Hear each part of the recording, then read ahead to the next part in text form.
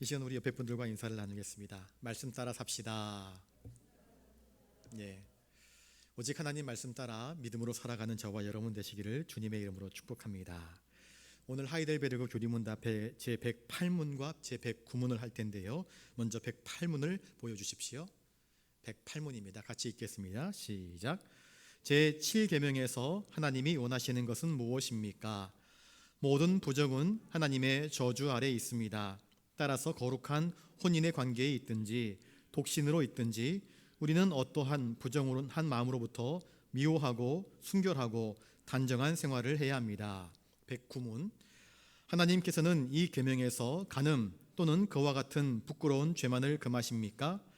우리의 몸과 영혼이 모두 성령이 전이기 때문에 우리가 몸과 영혼을 순결하고 거룩하게 지키기를 원하십니다. 그렇기에 하나님께서는 모든 부정한 행동이나 몸짓, 말이나 생각이나 욕망, 또한 그리로 유혹하는 모든 것을 금하십니다. 네, 오늘은 제 7계명 간음하지 말라 하는 그 내용에 대해서 한번 우리에게 주시는 말씀이 무엇인지 우리가 살펴보도록 하겠습니다. 우리가 살고 있는 이 시대는 어떻습니까? 성에 대한 성에 대한 인식들이 어떻습니까? 우리가 소돔과 고모라 시대를 이야기합니다. 소돔과 고모라 시대 때에 동성애가 흔했습니다. 하나님께서 가나안 땅을 진멸하라 하신 것은 그 땅에 우상 숭배가 많았습니다. 그런데 우상 숭배 이면에 그 땅에 온갖 동성애로 말미암아 성적인 타락이 가나안 땅에 가득했었습니다. 인류의 사람들이 우상을 숭배할 때에 나타나는 현상들이 무엇이냐? 성적인 방종과 타락이 나타나게 되어 있습니다. 하나님이 창조해 놓으신 그 질서를 왜곡시키는 모습들이 인간의 이 부정하고 타락한 마음 가운데에서 계속해서 발생하는 것입니다. 저희는 지금 굉장히 성적으로 타락한 시대를 살아가고 있습니다. 매년 퀴어 축제가 서울 광화문 광장에서 열리고 또 해운대에서도 퀴어 축제가 열립니다. 그러면 정부에서 퀴어 축제를 오히려 보호합니다. 경찰관들을 대동해 가지고 이들이 마음껏 축제를 즐길 수 있도록 합니다. 그런데 그 동성애 축제에서 뭐 하는지 아십니까? 성기를 상징하는 심볼들을 들고 나와서 가두 행진을 합니다. 거리 행진을 합니다. 그걸 어린 아이들이 봐야 합니다. 지나가는 정상적인 성인식을 가진 사람들이 저게 도대체 무슨 회개망측한 일이냐 손가락질하면서 욕을 합니다. 그런데 성을 가진 성소수자의 권리를 침해하는 행위를 하지 말라 그러면서 경찰들이 그들을 가드하고 다니면서 보호해주고 있습니다. 우리는 그 시대를 살아가고 있습니다. 이제 멀지 않아 이 성소수자에 대한 특별한 법들이 세워지게 된다고 한다면 아마 강대상에서 제가 성소수자에 대한 좋지 못한 발언들을 하게 되면 그들이 고소를 하게 되면 제가 감옥에 갈지도 모릅니다. 그날이 이제 멀지 않아 오게 될지도 모릅니다. 벌써 미국에서는 성소수자에 대해서 목회자가 단위에 서서 함부로 이야기하게 되면요 고소를 걸면 들어갑니다. 실제로 있었던 사건을 한번 말씀드릴까요? 미국에서 실제 있었던 일입니다.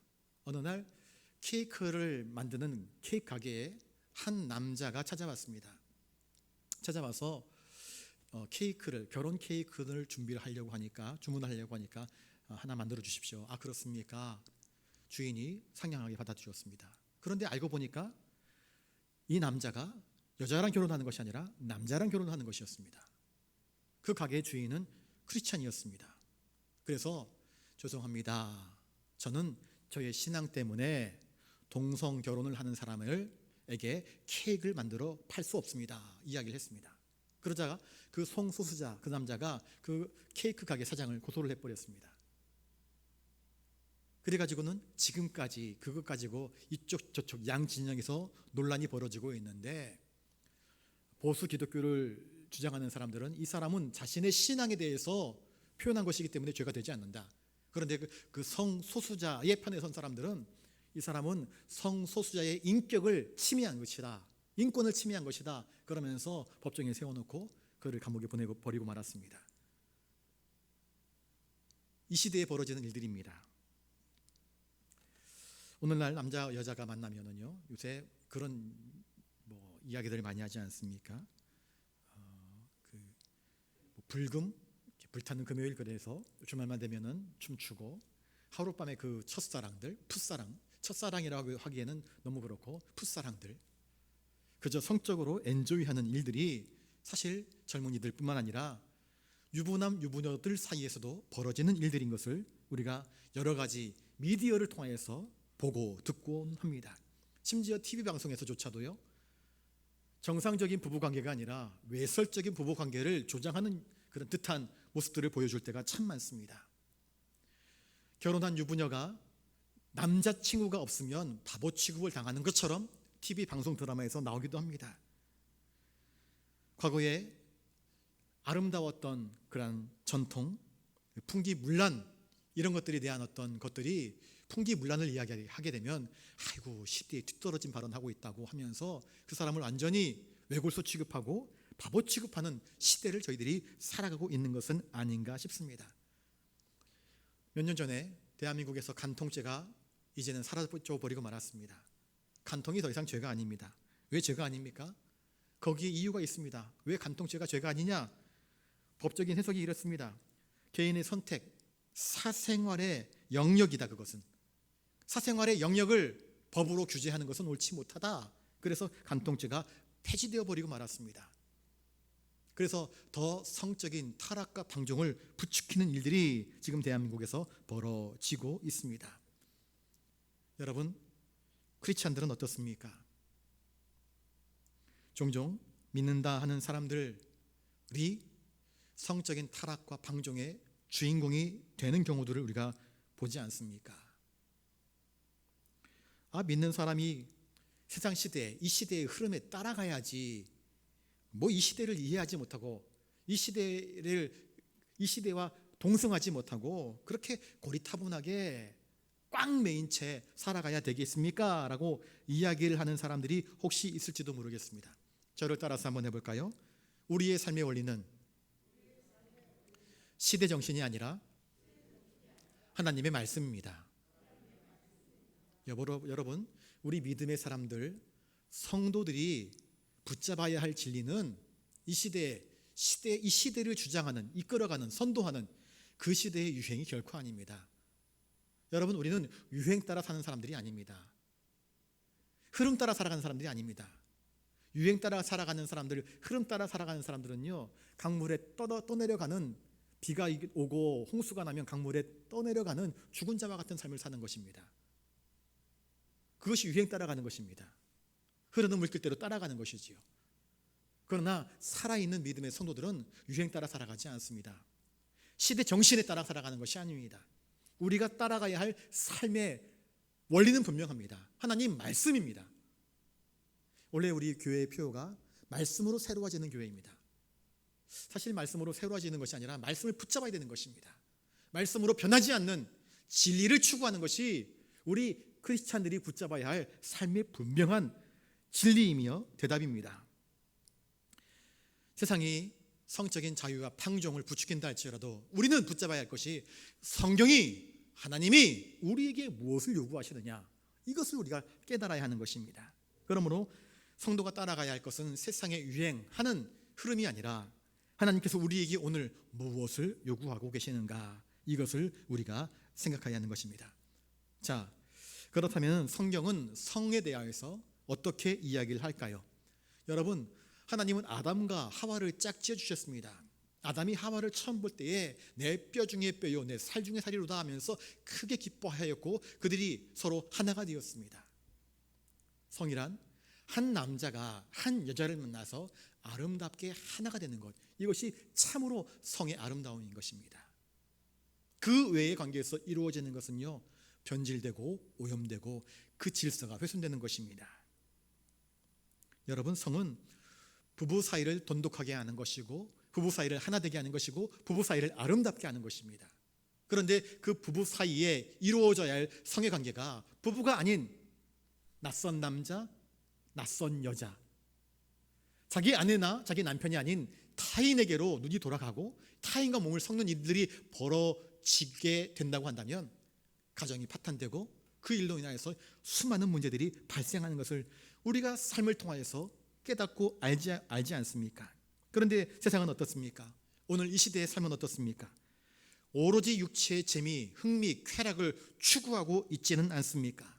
부어라 마셔라, 그것 가지고 부족하니까는 약에 손을 대기도 하고요, 좀 더 자극적이고 짜릿한 그런 쾌락을 추구하는 일에 더 열심을 내는 듯한 모습을 보이고 있지는 않는지, 젊은 사람이나 나이 든 사람이나 정말 한 남자와 한 여자 아름다운 부부 관계 속에서 이루어지는 성이 아닌 그것으로 만족하지 못하고 더 젊고 더 멋지고 더 근육이 울퉁불퉁하고 더 섹시한 그러한 상대방을 찾아서 그릇된 욕망을 추구하고자 하는 모습들이 있지는 않습니까? 최근 우리나라의 사회 지도층 인사들이 우리 부산에서도 서울에서도 연일 성추문 문제로 인하여서 좋지 못한 선례를 남긴 일들이 발생하였습니다. 그 중에 한 사람은 여권 운동을 하던 사람이었습니다. 그런데 여권 신장을 하던 그가 성추문의 주인공이 되어버리고 말았습니다. 여러분, 부부간에 이루어지는 성이 아닌 왜곡된 성들은 자신의 삶을 망가뜨릴 뿐만 아니라 자기 아내, 자기 남편, 자기 가정, 그리고 내가 선택한 그 사람의 삶까지도 망가뜨리는 그러한 옳지 못한 것임을 성경은 우리에게 이야기해 주고 있습니다. 성경은 일관되게 이런 타락한 욕망에 대해서 옳지 못함을 이야기합니다. 잠언 말씀 한번 보겠습니다. 잠언 5장 보여주십시오. 1절부터 3절까지 같이 한번 읽겠습니다. 시작. 내 아들아, 내 지혜에 주의하며 내 명철에 내 귀를 기울여서 근신을 지키며 내 입술로 지식을 지키도록 하라. 대저 음녀의 입술은 꿀을 떨어뜨리며 그의 입은 기름보다 미끄러우나. 여기서 지혜를 이야기하다가 이제 갑자기 음녀로 이야기를 합니다. 음녀를. 지혜가 무엇인가? 지혜가 무엇인가? 잠언은 지혜에 대해서, 명철에 대해서 꾸준하게 이야기를 합니다. 그런데 지혜와 명철을 이야기하다가 느닷없이 음녀 이야기가 나오는데, 잠언 5장에 의하면 다른 그 무엇보다도 음녀의 유혹에 빠지지 않는 것이 지혜라 이야기를 하고 있습니다. 여기서 음녀는 여러 가지 것을 상징하는 것입니다. 우상숭배입니다. 우상숭배 뒤에는 영적인 타락, 또한 육적인 타락, 이것을 다 통틀어서 이야기하는 것입니다. 음녀에 빠지지 않게 내 자신을 삼가 지켜 조심하라. 8절 말씀, 5절 8절입니다. 잠언 5장 8절 보여주십시오. 시작. 내 길을 그에게서 멀리하라. 그의 집 문에도 가까이 가지 말라.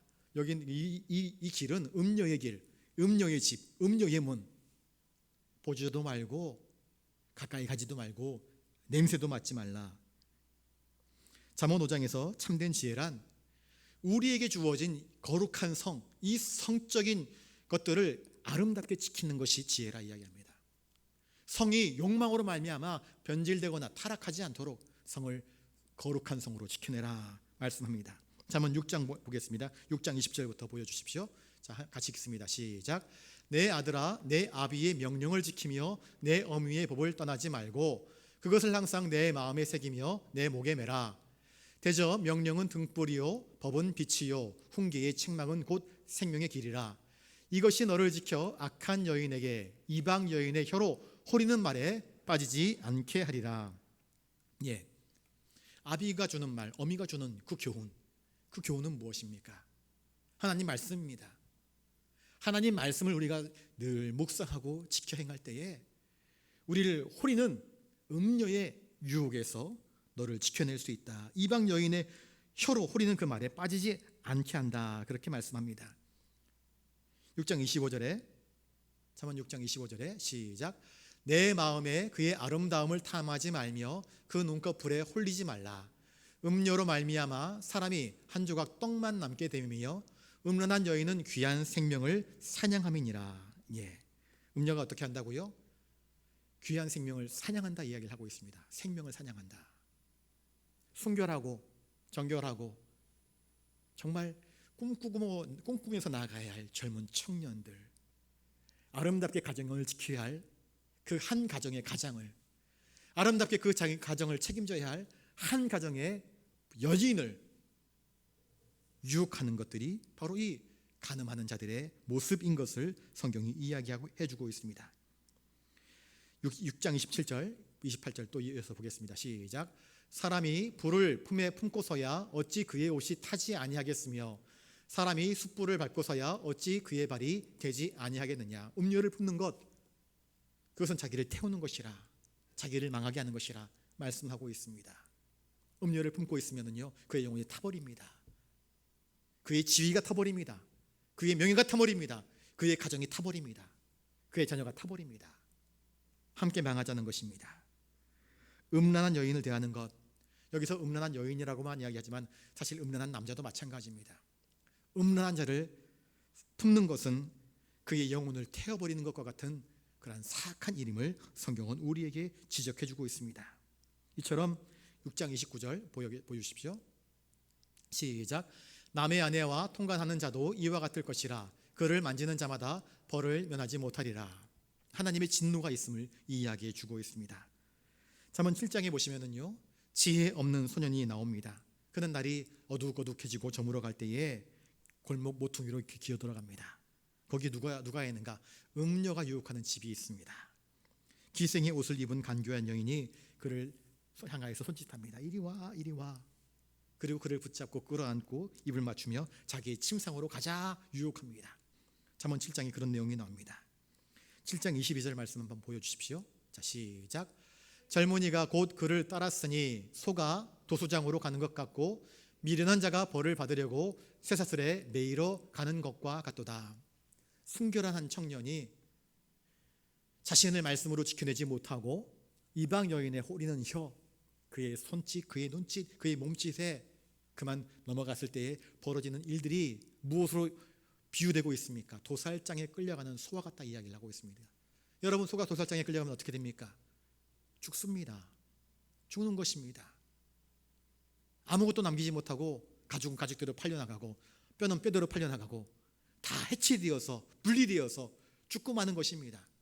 여러분, 이처럼 거룩한 성을 지키지 못하고 음란에 빠져버리게 되면 자기가 다 해치되어져 버리는 것입니다. 망해든 것입니다.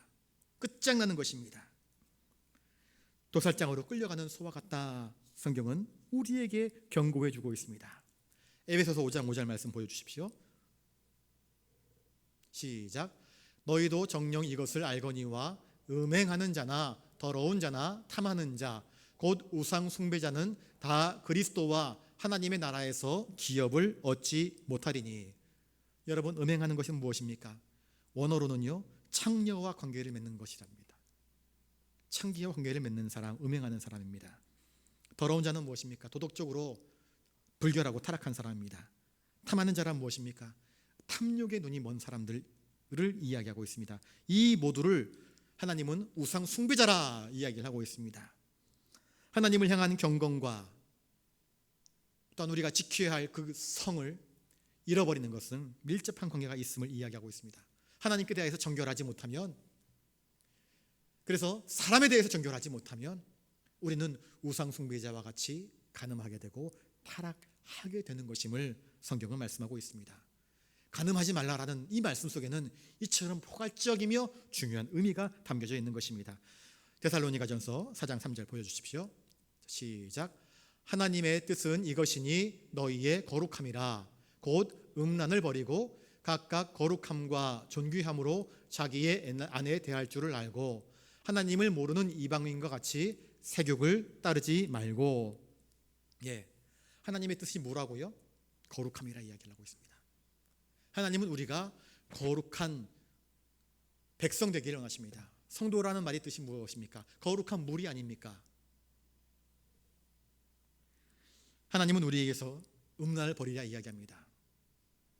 야곱이 그의 가족들을 데리고 다시 고향 땅으로 돌아가게 될 때에 가족들에게서 모든 우상들을 다 제거합니다. 금고리, 은고리, 그 치장했던 것들을 다 빼어내라 이야기합니다. 왜 빼어내라 이야기하는가? 그 금고리에 금 목걸이 또 금 귀걸이에 우상의 모양들이 새겨져 있었습니다. 그거 다 빼내라 이야기를 한 것입니다. 우상이 담겨져 있는 그 어떤 흔적도 남기지 말고 다 버려라 이야기를 하는 것입니다. 새 옷을 갈아입고 하나님이 원하시는 거룩함으로 새 옷을 입고 믿음으로 나아가야 함을 이야기해 주고 있는 것입니다. 우리는 이방인처럼 정욕, 색욕, 탐욕 이러한 욕정을 추구하는 사람들이 아닙니다. 우리는 그리스도인입니다.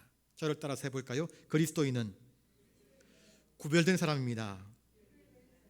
그리스도인은 거룩한 삶을 사는 사람들입니다.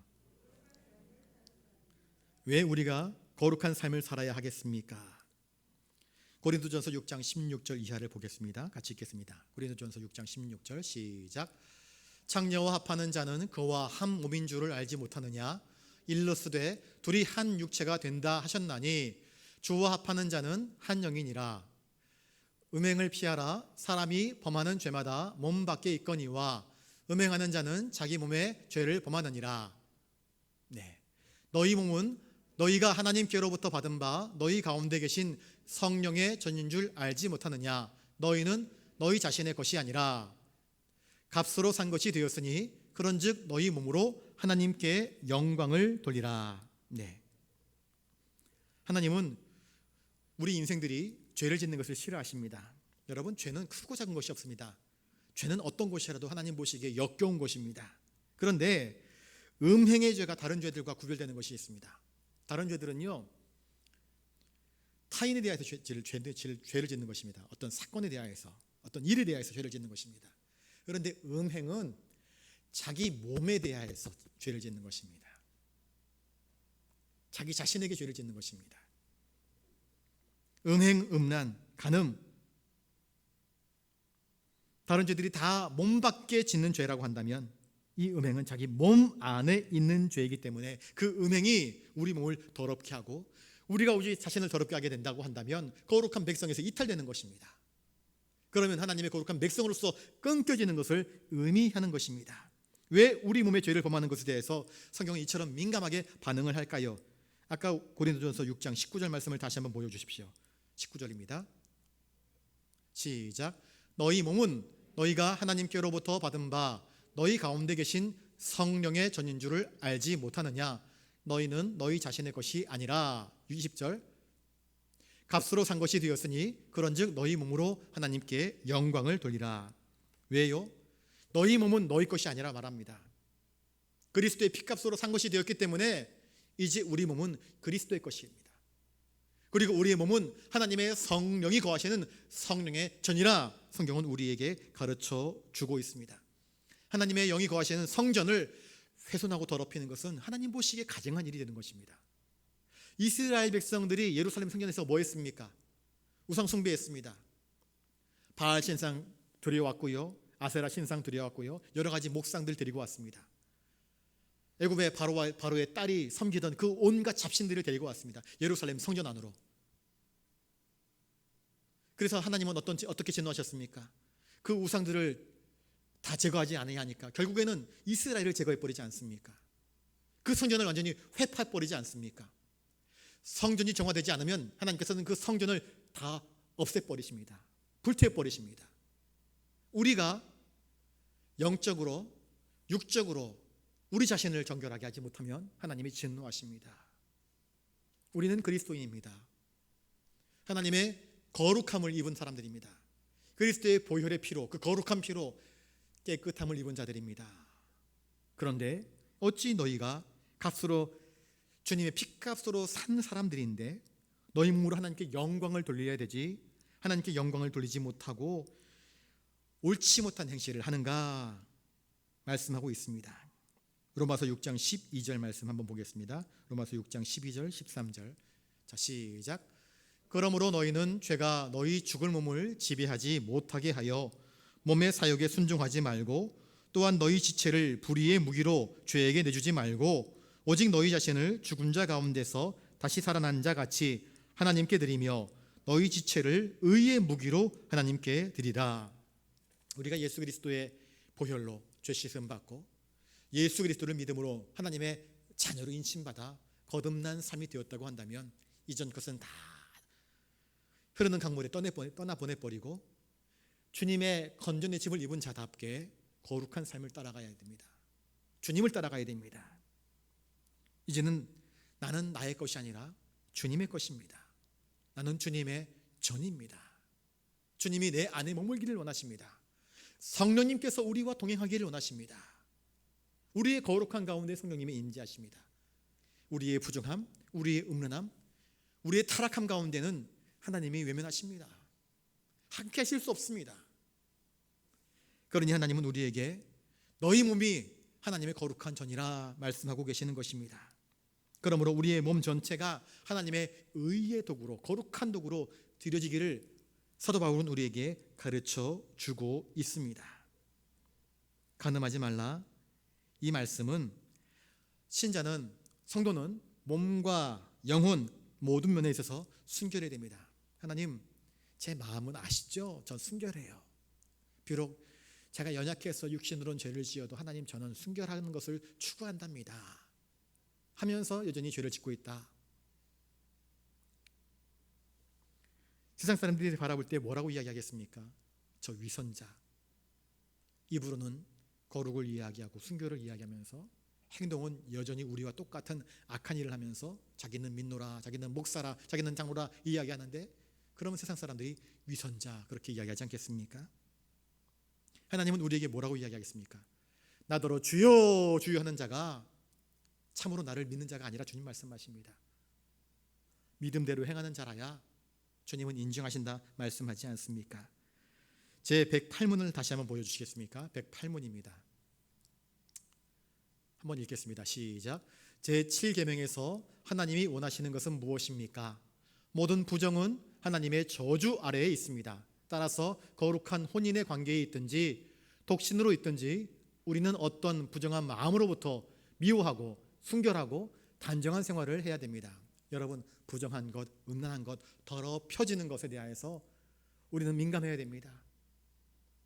나 자신을 지켜낼 수 있어야 됩니다. 그것이 하나님께서 요구하는 것이기 때문에 그런 것입니다. 우리 몸이 하나님이 성령이 거하시는 전이기 때문에 우리는 우리의 행동, 우리의 몸가짐, 마음가짐을 삼가 조심해야 할 필요가 분명히 있습니다. 우리의 몸도 우리의 영혼도 모두 성령의 전이기 때문에 우리는 순결을 추구하는 삶을 살아가야 하는 것입니다. 여러분, 아까 맨 처음에 이야기할 때 시대 정신을 따라가지 말라, 유행을 따르지 말라 이야기를 했습니다. 남들 다 이거 한다고 해서 여러분 다 하지 마십시오. 그렇게 안 해도 충분히 먹고 살 수 있습니다. 분명히 말씀드렸지요. 우리의 가치관은 어디를 기준으로 해야 된다고요? 하나님 말씀. 하나님 말씀이 우리의 가치의 기준이 되어야 됩니다. 그렇지 않으면 우리는 세상을 따라 흘러갈 수밖에 없습니다. 친구야 가자 그러면 따라갑니다. 여러분, 친구야 가자 그러는데 그냥 아무 생각 없이 따라가지 마시기 바랍니다. 가보면 낭패를 당하는 일이 종종 있습니다. 지혜로운 사람, 복 있는 사람들은요, 악인들의 꾀를 좇지 아니한다 말씀합니다. 따르지 아니한다 말합니다. 악인들과 버타지 않습니다. 악인들의 자리에 함께 어울리지 않습니다. 왜 그래야 합니까? 우리는 하나님의 택한 사람들이기 때문에 그렇습니다. 제 109문을 보겠습니다. 109문 보여주십시오. 시작. 하나님께서는 이 계명에서 간음 또는 그와 같은 부끄러운 재만을 금하십니까? 우리의 몸과 영혼이 모두 성령의 전이기 때문에 우리가 몸과 영혼을 순결하고 거룩하게 지키기를 원하십니다. 그렇게 하나님께서는 모든 부정한 행동이나 몸짓, 말이나 생각이나 욕망, 또한 그리로 유혹하는 모든 것을 금하십니다.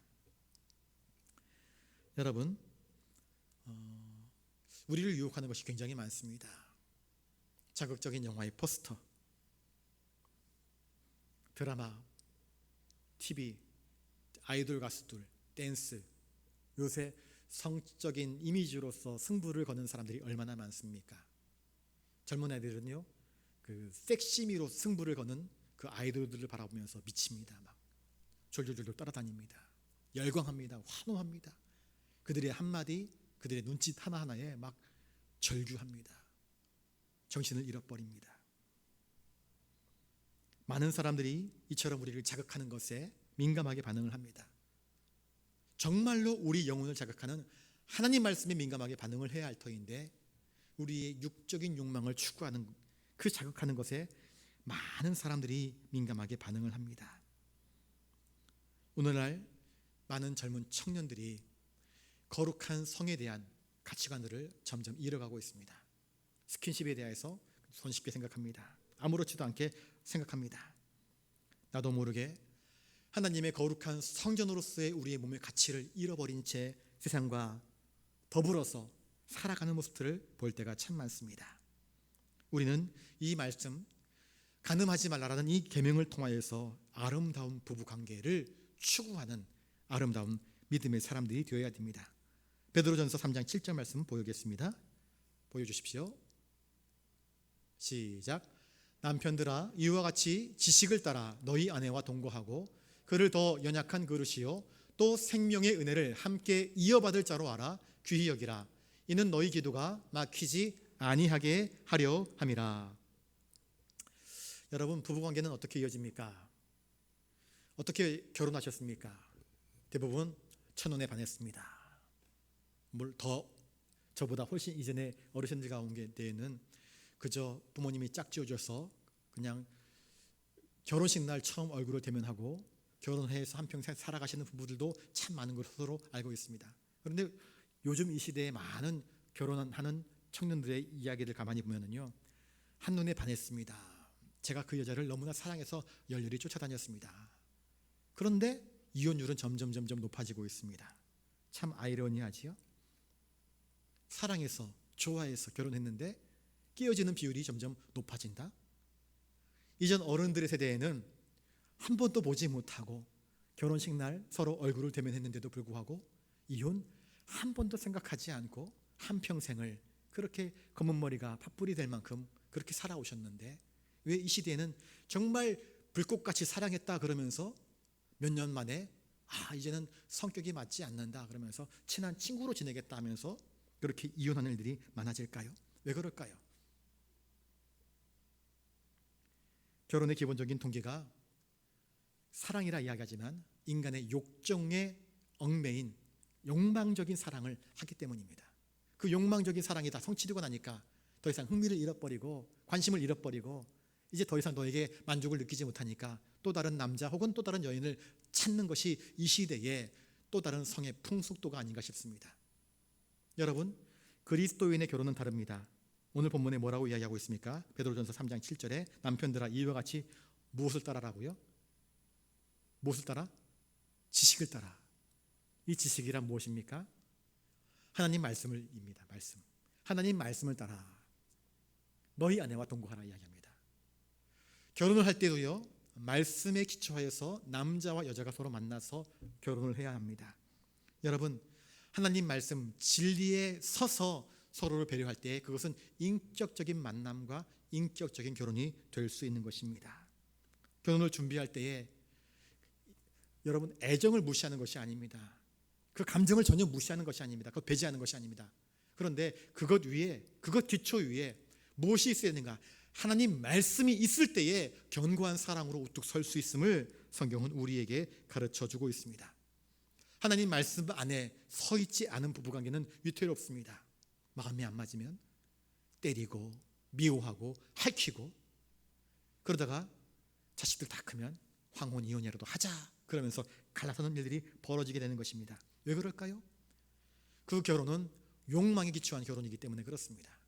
하나님 말씀에 기초하지 못한 인격적이지 못한 그런 결혼관계가 마침내 파탄이 나고 많은 경우들이 얼마나 많이 있습니까? 그러니 아름다운 아름다운 결혼관계는 하나님의 말씀에 따라 거룩하게 아름답게 세워져 나갈 때에 의미가 있는 것입니다. 결혼식 할 때 신혼부부들에게 제가 꼭 그 이야기합니다. 여러분 가정에 아름다운 세간들 사다 놓으셨죠? LG, 삼성 아니면 외제 최첨단 좋은 장비들 사다 놓지 않습니까? 그런데 그것보다 더 중요한 세간을 놓아야 됩니다. 말씀이라고 하는 세간을 놓아야 됩니다. 그런 얘기를 제가 몇 번 한 적이 있습니다. 그렇습니다. 말씀의 기초 위에 서 있지 못하면 아무리 좋은 자동차를 사고 아무리 괜찮은 아파트를 사고 아무리 좋은 최신의 전자제품들을 사다 놓았다 할지라도 행복이 오래 가지 않습니다. 말씀에 기초하여서 상대방을 향해서 인내할 줄 알고, 상대방을 향해서 절제할 줄도 알고, 사랑해 줄 줄 알고, 인격적으로 포용해 줄 줄 알 때, 그 아픔까지도 끌어안을 수 있을 때에 아름답고 행복한, 그래서 아담이 하와를 바라보면서 내 뼈 중에 뼈요 내 살 중에 살이로다 하는 그 감격을 잃지 않냐고 행복한 결혼 생활을 유지할 수 있는 것입니다. 간음하지 말라라는 이 말씀은 결국 우리에게 하나님의 자녀로서 순결한 삶을 살 것을 요청하고 있는 것입니다. 우리는 이 땅에서 살아갑니다.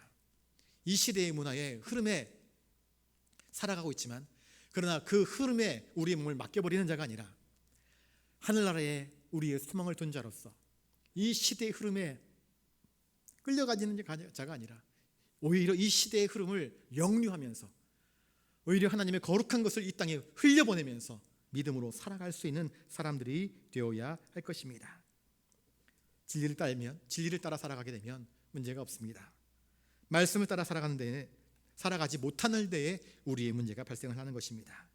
바라기는 저와 여러분들이 말씀으로 새로워지는 교회라는 이 표 아래 말씀을 붙잡고 말씀을 따라서 그렇게 매일매일을 살아가실 수 있기를 바라고, 말씀을 좇아서 하나님께서 내게 짝지어 주신 내 아내, 내 남편을 정말 소중한 나의 반려자로 여기고, 나의 짝으로 여기고, 나의 부족함을 채워주는 그러한 사람으로 여기고, 소중하게 여기시고, 더 사랑하시고, 더 축복해 주시고, 더 아껴주실 수 있는 아름다운 부부관계가 되실 수 있기를 주님의 이름으로 축복합니다. 기도하겠습니다. 주님, 간음하지 말라 말씀하셨습니다. 그 말씀의 깊은 뜻이 무엇인지를 오늘 말씀을 통하여서 살펴보았습니다. 아름다운 가정, 저희들이 말씀을 기초하여서 남편과 또 아내로서 서로의 도리를 다하고 또 서로를 지키며 보호해주며 끊임없이 예수님을 닮은 사랑으로 서로를 끌어안으며 용납하고 용서하고 품어주며 위로하며 격려하며 서로의 부족한 부분들을 채워줄 수 있는 아름다운 관계로 세워져 갈 수 있도록 도와주시옵소서. 특별히 우리들의 자녀들, 우리 청년들 주님께서 붙잡으셔서 시대의 성적인 타락에 물들지 않도록 하여 주시옵시고 오히려 정결함으로 빛날 수 있도록 주님 도와주시옵소서. 감사를 드리옵고 존귀하신 예수님 이름으로 기도드리옵나이다. 아멘.